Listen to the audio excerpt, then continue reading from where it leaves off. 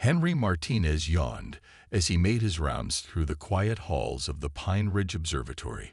At 62, the retired Marine found night security work perfect, peaceful, predictable, and with a great view of the stars. Tonight was different, though. The scientists had been excited about something in the sky, talking about unusual signals and movements. Henry checked his watch. 2:17 a.m. He poured another cup of coffee from his thermos and walked outside to enjoy the night air.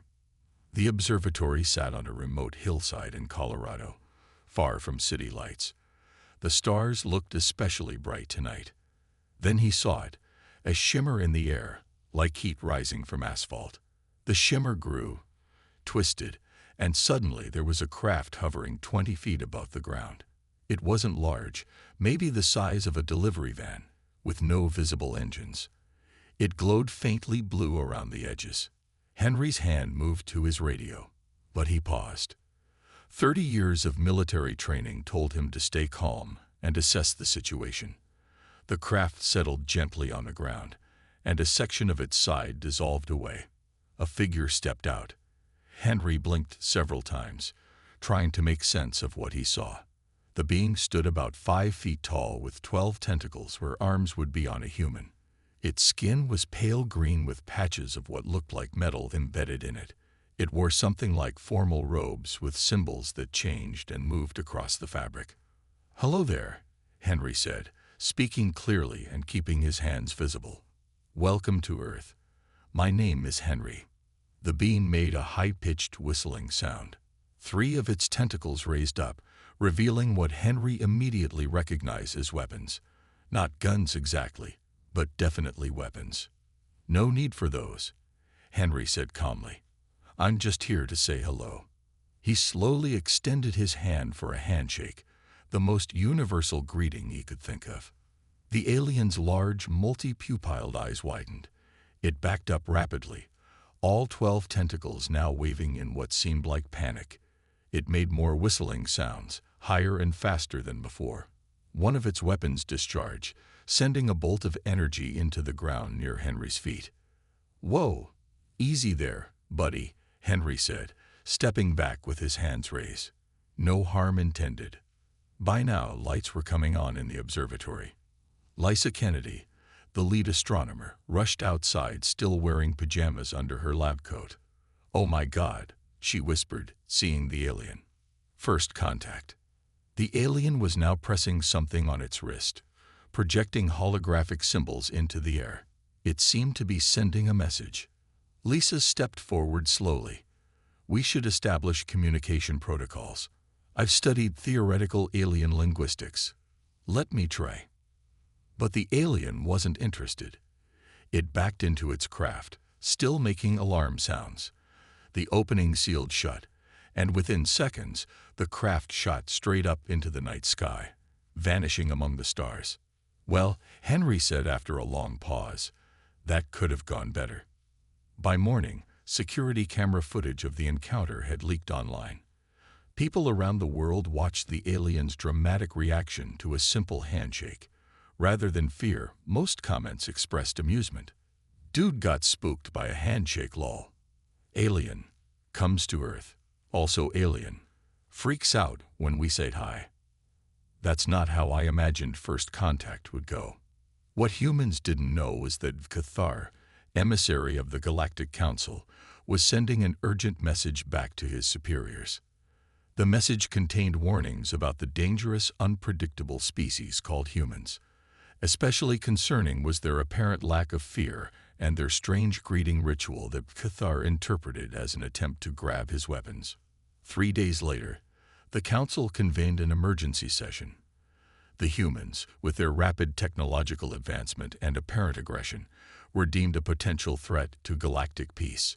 A species assessment was ordered, with 27 of the oldest species in the galaxy watching recordings of human history with growing alarm. The humans, meanwhile, continued their daily lives, unaware that they were being judged by the stars. Henry Martinez became briefly famous as Handshake Guy, before returning to his quiet night shifts at the observatory, watching the skies with new interest.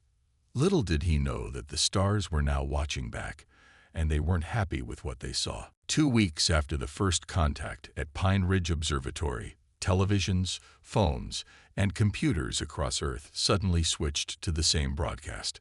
The image showed a large circular chamber filled with creatures of various shapes and sizes. Some looked almost human, while others defied easy description. They sat in rising tiers around a central platform where a tall, blue-skinned being with 4 arms stood. President Alison Garcia was in the middle of a budget meeting when the screens in the White House Situation Room changed. She and her advisors fell silent as they watched. "I am Admiral Sklarn of the Galactic Council," the blue being said in perfect English. "We represent the unified species of the known galaxy. For 12,000 cycles, we have maintained peace among civilized worlds." Frank Moore, the National Security Advisor, leaned toward the president. "They've hacked into our global communications network. That's concerning." On screen, Admiral Sklarn continued, "After careful deliberation, the Council has classified humanity as a Class 4 threat to galactic stability. Your technological advancement rate exceeds safe parameters. Your resource consumption is alarming. Your unpredictable behavior poses an unacceptable risk." The Admiral raised all 4 of his arms. "Therefore, in accordance with Statute 7329 of the Galactic Charter, the Council formally declares war on the planet Earth and all human colonies. Hostilities will commence in 3 of your Earth months, as required by Council protocol." President Garcia raised an eyebrow. "They're giving us a 3-month notice." "Seems that way," Frank replied, scribbling notes. "Either they're extremely confident, or they have a very strange concept of warfare." The broadcast continued with Admiral Sklarn listing humanity's supposed offenses, including aggressive first contact behavior and disturbing military posturing. "I'm guessing they mean Henry Martinez's handshake," the president said with a small smile. "Get him on the phone. I want to hear exactly what happened from him directly." "Madam President," Frank said, "shouldn't we be declaring a state of emergency?" President Garcia considered this. 3 months' warning isn't an immediate threat. Get the Joint Chiefs here within the hour, but let's not cause panic. And find me anyone who knows anything about this Galactic Council. Within 24 hours, an emergency global summit convened in Geneva. World leaders gathered to discuss the alien threat. Instead of chaos, there was a surprising level of unity. "They've given us 3 months," General Doug Winters explained to the assembled leaders. "In military terms, that's practically an invitation to prepare. No sensible military commander announces their attack date that far in advance." "Perhaps it's a cultural requirement," suggested the Japanese Prime Minister. "Or they're so technologically advanced that they don't consider our preparations a threat." "Either way," President Garcia said, "we use this time wisely. I propose a unified Earth defense initiative, pooling our resources and knowledge." The Chinese president nodded. "For the first time, we face a threat that makes our differences seem insignificant. China will join this initiative." One by one, each nation agreed. Even countries with historical tensions set aside their differences in the face of this new threat. Meanwhile, the alien broadcast had gone viral. Social media exploded with memes about the 3-month warning. Businesses started selling end-of-the-world countdown timers. Late-night comedians joked about aliens who made appointments for war. "It's like they sent us a meeting invite," one popular host quipped. "Humanity versus aliens. Please RSVP." Behind the jokes, however, humanity began to prepare. Military bases buzzed with activity. Scientists worked around the clock studying the brief alien encounter and broadcast for any technological insights. As President Garcia told her cabinet, "The Galactic Council expects us to either surrender or panic. Let's show them a third option." In space, the Council fleet gathered at the edge of the solar system, watching with confusion as humans neither begged for mercy nor descended into chaos. Instead, they seemed to be going about their business, occasionally looking up at the stars with newfound determination. Admirals Glorn reviewed the reports with growing concern.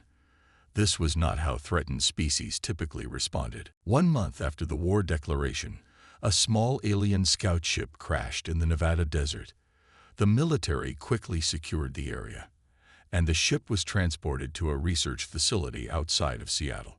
Chief Engineer Samantha Wells walked around the damaged alien craft, taking measurements and notes. She had been a NASA engineer before being recruited for this special project. Now, she led a team of 50 scientists studying alien technology.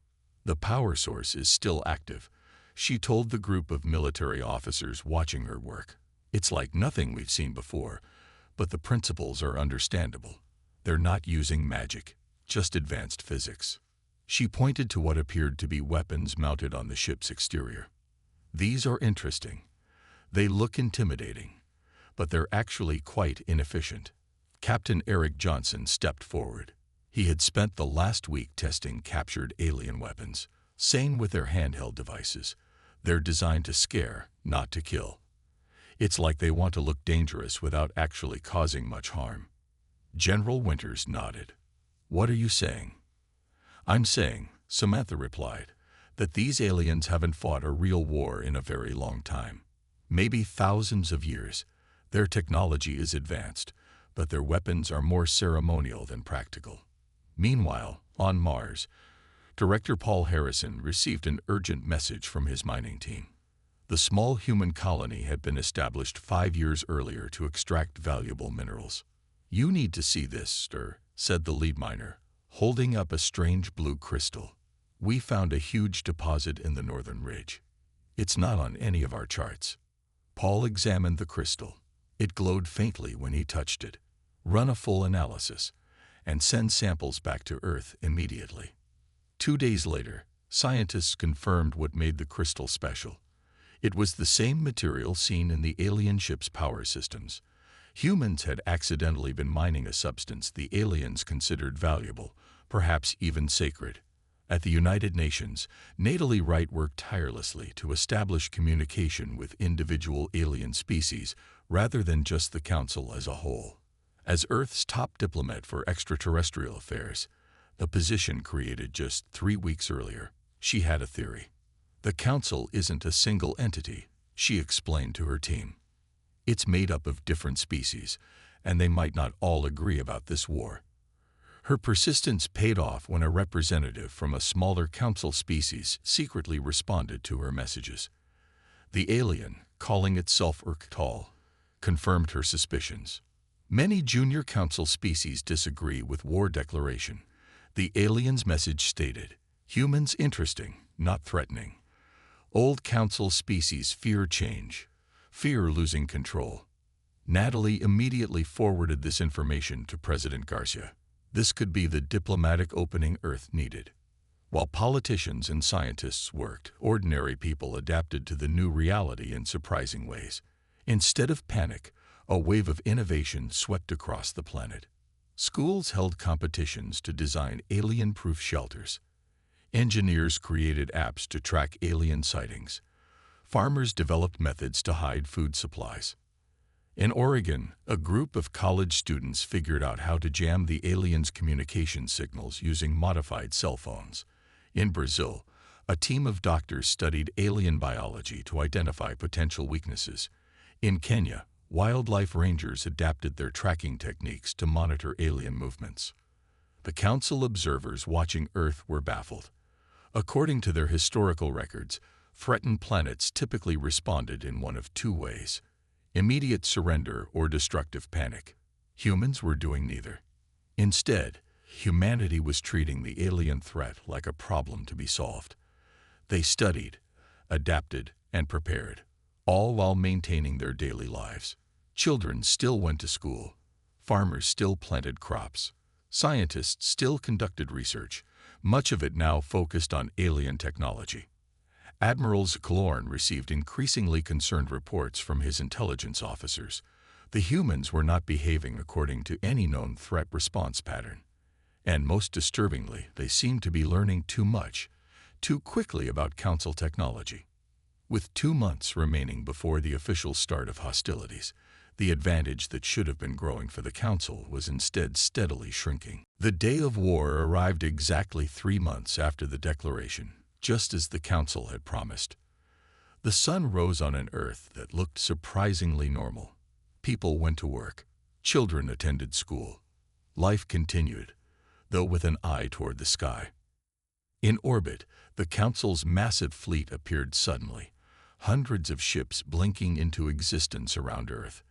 They formed a perfect ring around the planet, positioned with mathematical precision. "They're here," said Frank Moore, looking at the satellite images in the White House Situation Room. President Garcia nodded calmly. "Right on schedule. Are our defenses ready?" "As ready as they can be after just 3 months," General Winters replied. "But we've made remarkable progress." On the main Council ship, Admiral Tivar, who had replaced Zkalorn as fleet commander, surveyed the blue planet with confusion. According to Council protocols, Earth should have either surrendered by now or fallen into chaos. Neither had happened. "Open communication with their war master," Tivar ordered. His communications officer looked puzzled. "They don't appear to have designated a war master, Admiral. Their leadership structure is different." "Then find whoever is in charge of their military response," Tivar said with irritation. After several minutes of confusion, a connection was established. On the screen appeared a middle-aged woman with glasses and curly gray hair, sitting in what looked like a small office filled with books. "I am Admiral Tivar of the Galactic Council Fleet," he announced formally. "I wish to speak with Earth's military commander." The woman smiled. "Hello, Admiral. I'm Michelle Ortiz. I teach history at Riverdale Community College. I'm not a military commander." Tivar's 4 eyes blinked in confusion. "Then why have you answered this call?" "Well," Michelle explained, "I wrote a book called Patterns of Conflict, a historical analysis of military strategy. It became quite popular after your war declaration. The President's office asked me to speak with you because I might understand your approach to warfare." Tivar was speechless. The Council had declared war on Earth, arrived with their most impressive fleet, and they were connected to a teacher. This violated all protocols. Michelle continued calmly. "Admiral, we've studied your ship formations. They're beautiful, mathematically perfect, and extremely vulnerable to asymmetric attacks. We've also noticed your weapon systems require 20 seconds to recharge after firing, leaving a significant defensive gap." Tivar felt a chill. How could they know these details? "We don't want war," Michelle said. "We would prefer peaceful contact. But if you attack, you should know that humans don't follow standard battle protocols. We improvise. We adapt. And we've had 3 months to prepare specifically for you." As if to demonstrate her point, several small Earth ships appeared near the Council fleet. They moved in unpredictable patterns, nothing like the precise formations the Council used. On the bridge of his ship, Tivar watched with growing alarm as his junior officers reported conflicts among the fleet. 3 of the smaller Council species were refusing to fire on Earth, citing protocol violations and insufficient threat assessment. Earth's small ships didn't attack. They simply darted between the Council vessels, scanning and observing, occasionally coming close enough to make the Council ships adjust their perfect formation. The Council fleet, designed to fight enemies who followed the same rules of warfare they did, found itself paralyzed by indecision. Their battle computers couldn't calculate an appropriate response to enemies who didn't behave as expected. "Admiral," his second-in-command whispered, "the Fraxtal and Kalorn ships are breaking formation. They're requesting direct communication with the humans." Tivar watched helplessly as discipline in his perfect fleet began to crumble. The war hadn't even officially begun, and already the Council was losing, not through combat, but through confusion. On Earth, President Garcia received the news with a small smile. "So their fleet is having second thoughts." Professor Ortiz's approach worked. "It seems humans aren't the only ones who can be reasonable," Frank Moore said. "Some of these aliens might be potential allies rather than enemies." "Let's hope so," the president replied. Because I prefer friends in space rather than more enemies. Despite the confusion in orbit, some Council hardliners were determined to follow through with the war plan. A group of 5 Council ships broke away from the main fleet and headed toward the moon, where humans had established a small mining colony. Lieutenant Adam Cooper was enjoying his coffee in the lunar base common room when the alarm sounded. He had been a Navy pilot before volunteering for the moon mission. Now he found himself in charge of defending the base with just 30 people and limited weapons. "Alien ships approaching, sir," reported his communications officer. 5 of them, heavily armed. Adam set down his coffee cup. "How long until they reach us?" 15 minutes at their current speed. Adam thought quickly. The base had no real defenses, but they did have 3 modified mining ships equipped with basic weapons. They also had something the aliens didn't know about: detailed scans of Council ship vulnerabilities. "Get everyone to their stations," Adam ordered, "and prepare the shipping containers." Outside the base, 20 large metal containers used for transporting ore sat empty. Within minutes, base personnel had moved them into a specific pattern on the lunar surface. When the Council ships arrived, they found what appeared to be a primitive military formation. The containers were arranged in rows, like ancient ground troops preparing for battle. It made no sense as a defensive strategy in space. Commander Ruguveth of the Council forces was pleased. "They are attempting to follow proper combat protocols," he told his crew. "They have arranged their forces for ceremonial assessment." In Council warfare, opposing forces would first display their military might so the superior side could be determined without unnecessary fighting. Ruguveth prepared to conduct the formal assessment that would demonstrate Council's superiority.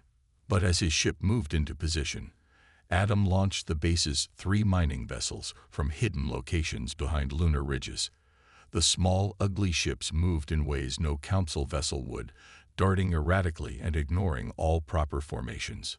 "What are they doing?" Ruguveth demanded. "This is not proper combat procedure." The human ships targeted the specific weak points Samantha Wells had identified in Council ship design. They fired not at weapons or engines, but at communication arrays and sensor systems. Meanwhile, on Earth, a Council ground force landed outside Phoenix, Arizona. They chose the location because their scans showed minimal military presence there. Commander Plorn expected to establish a formal beachhead against token resistance, following the ancient rules of planetary invasion. Instead, his forces were met by a mix of local police, National Guard units, and civilian volunteers. They didn't march in formation or present themselves for assessment. They took cover behind buildings, used the terrain to their advantage, and coordinated their efforts through ordinary cell phones. "They aren't following any of the proper forms," Killorn complained to his officers. "How can we assess their strength if they won't display it properly?" A young Council officer who had studied human behavior tried to explain. "Humans don't fight for ceremony, Commander. They fight to win." Back on the moon, Adam's makeshift defense was working. By targeting communications rather than weapons, the human ships had thrown the Council vessels into disarray. Unable to coordinate properly, the alien ships began to interfere with each other. One of the Council ships attempted to fire its main weapon at the lunar base, but with its sensors damaged, the shot went wide, hitting only empty lunar dust. Adam's voice came through on an open channel. "We don't want to destroy your ships or harm your crews. Return to your fleet, and we can discuss this without anyone getting hurt." Commander Ruguveth was stunned. The humans were offering mercy.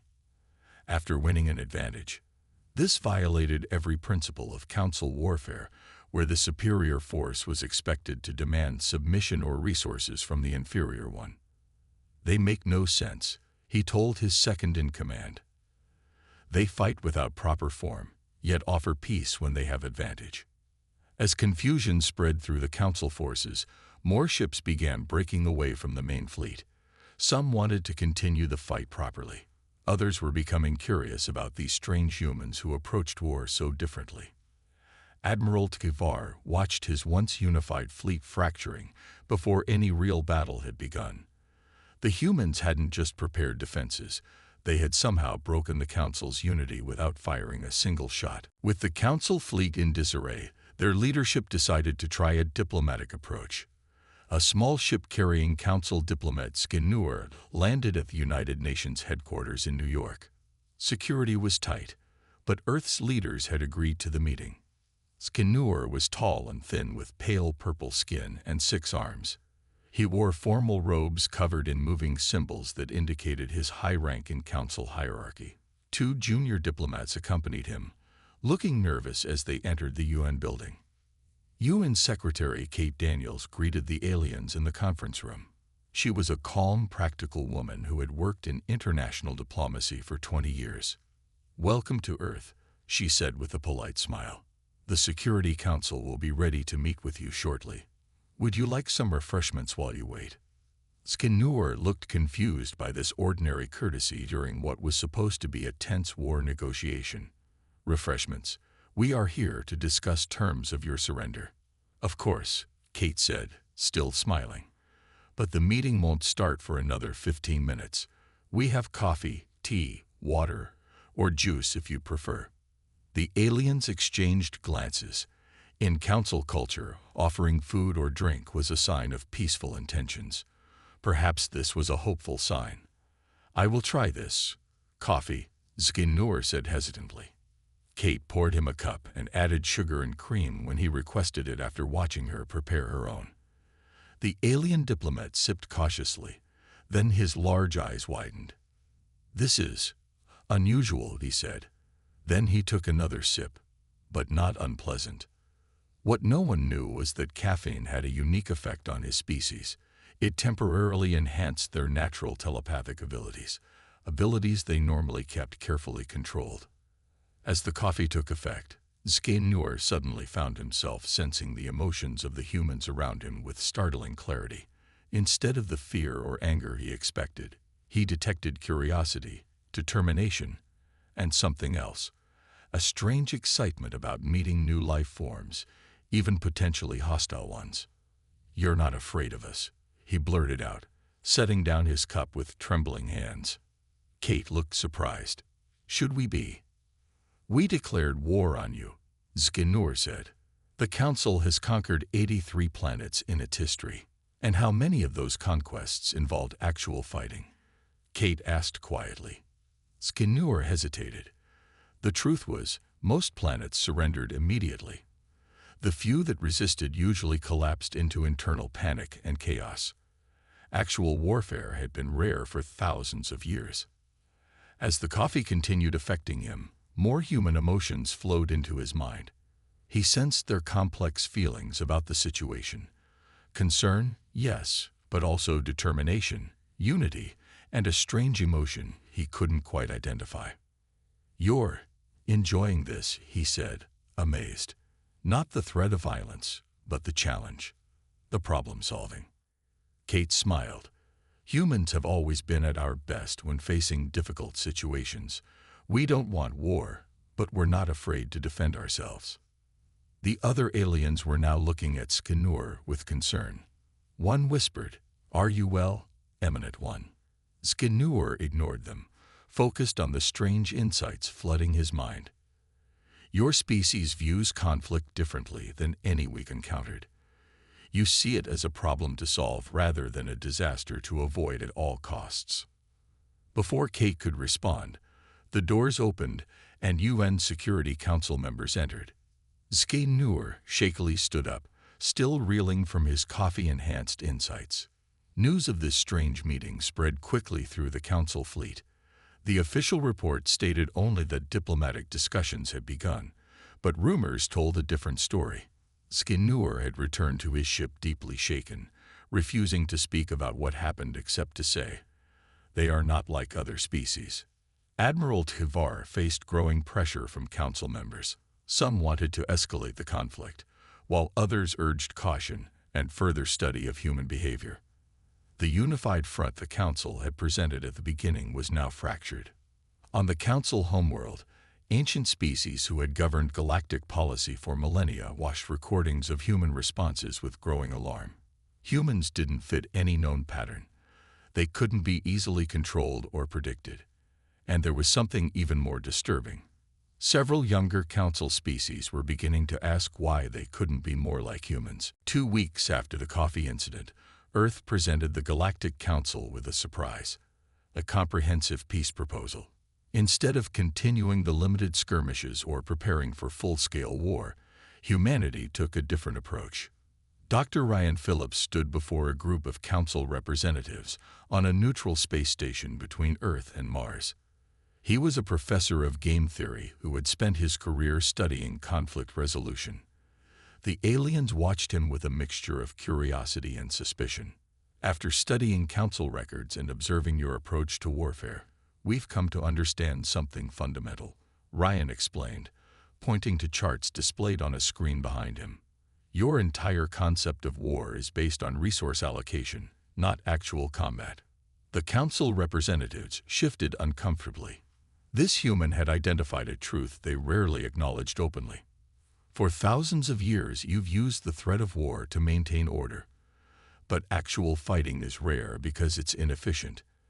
Instead, you conduct formal assessments to determine which side has superior resources. Then the weaker side concedes," Ryan continued. Admiral Tivar, who was present at the meeting, narrowed his 4 eyes. "And yet you humans refuse to submit to these assessments. You use unpredictable tactics that make proper evaluation impossible."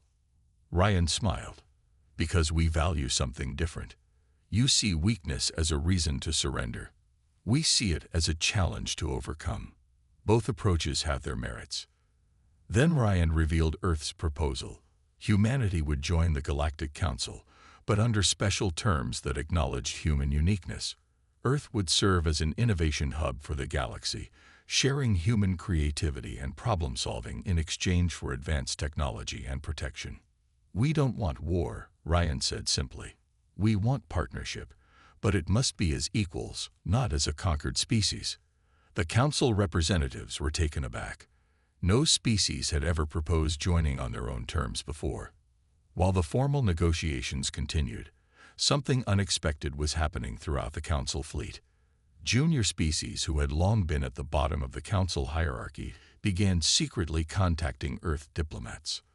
"We have observed humans with great interest," said one message from the Fraxtal, a small insect-like species.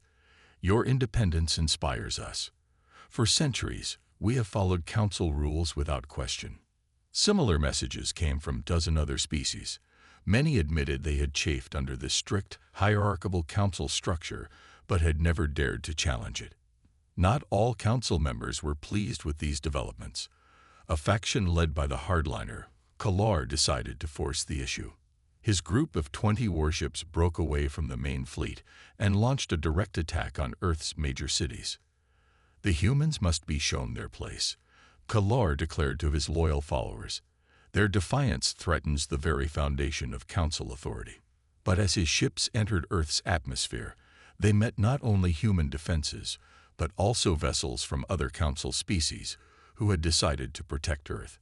The Fraxtal, the Kalorn, and 3 other junior council species positioned their ships between Earth and the attackers.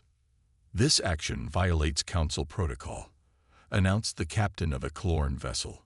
"No formal war vote has been taken." Kalar was furious. "You dare to side with humans against your own council." "We side with reason over blind tradition," came the reply.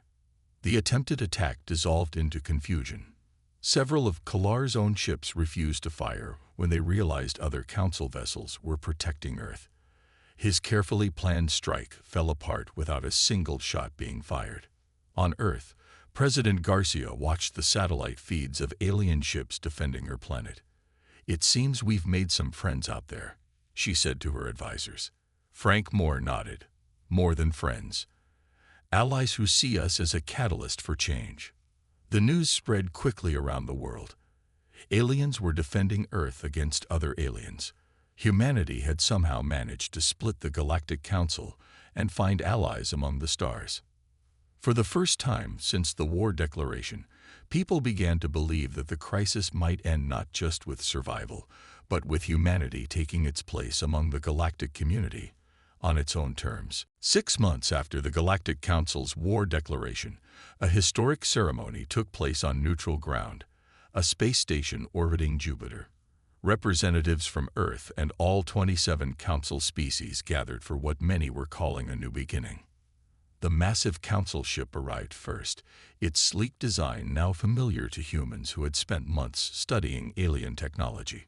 Earth's delegation followed in a ship that showcased humanity's rapid technological advancement, incorporating modified Council designs with human ingenuity. President Garcia led the Earth delegation, accompanied by those who had played key roles in the crisis.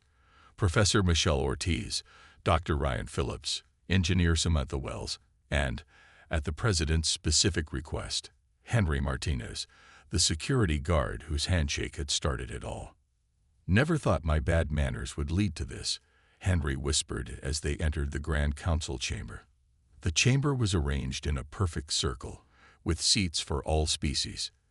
Traditionally, the elder council races sat on elevated platforms, with junior members below. But today, all seats were at the same level, the first visible sign of the council's transformation. Admiral Sk'Lorn, who had first declared war on humanity, stood to address the gathering.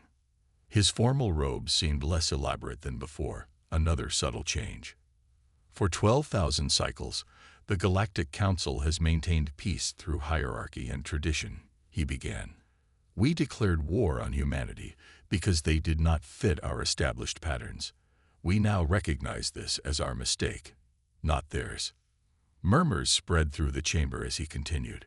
Humans approach problems differently than any species we have encountered. When threatened, they neither surrender nor collapse. They innovate. When challenged, they adapt. This is a strength we had forgotten. Engineer Olivia Martinez, who had developed a new communication system that bridged the gap between human speech and Council multisensory language, activated the device. Suddenly, the emotional undertones of Sk'Lorn's speech became clear to the humans. Genuine respect mixed with lingering confusion. Today, Earth becomes not just another member of the Council, but a catalyst for change, Sk'Lorn announced.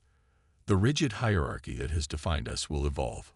All voices will be heard, regardless of a species' age or technology level. President Garcia rose to speak next. Humans have a saying, "Necessity is the mother of invention." When you declared war on us, you created a necessity that drove us to innovate faster than ever before. But we never wanted enemies. We wanted partners. She gestured to the modified Earth ship visible through the station's windows.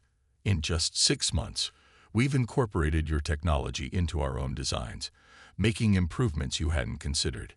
Imagine what we can accomplish together in peace. The formal treaty signing proceeded, with Earth officially joining the Council as a full member with special status as an innovation hub. But perhaps more significant were the informal agreements taking place throughout the station. Junior Council species were openly speaking with humans, sharing stories of their own worlds and cultures. Earth had become a beacon for those seeking more independence within the Council structure. Even more surprising, some elder Council species found themselves drawn to human creativity. After thousands of years of stagnation, the possibility of new ideas was both frightening and exciting. Henry Martinez found himself surrounded by curious aliens asking about human customs. "Just be direct with us," he told them. "We appreciate honesty more than ceremony."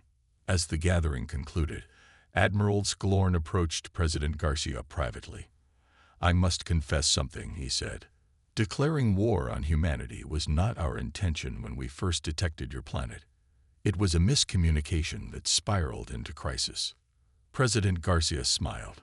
"Sometimes the best relationships start with misunderstandings." Sk'Lorn considered this. "Perhaps declaring war on your species was the best mistake we ever made." As Earth's delegation prepared to return home, they looked out at the stars with new perspective. The galaxy was vaster and more complex than humans had imagined, filled with both potential allies and challenges. But if there was one thing humans excelled at, it was facing the unknown with determination and adaptability. The war that never really happened had opened the door to a future no one, human or alien, could have predicted. And Henry Martinez still couldn't help but wonder what would have happened if he'd simply waved hello instead of offering a handshake.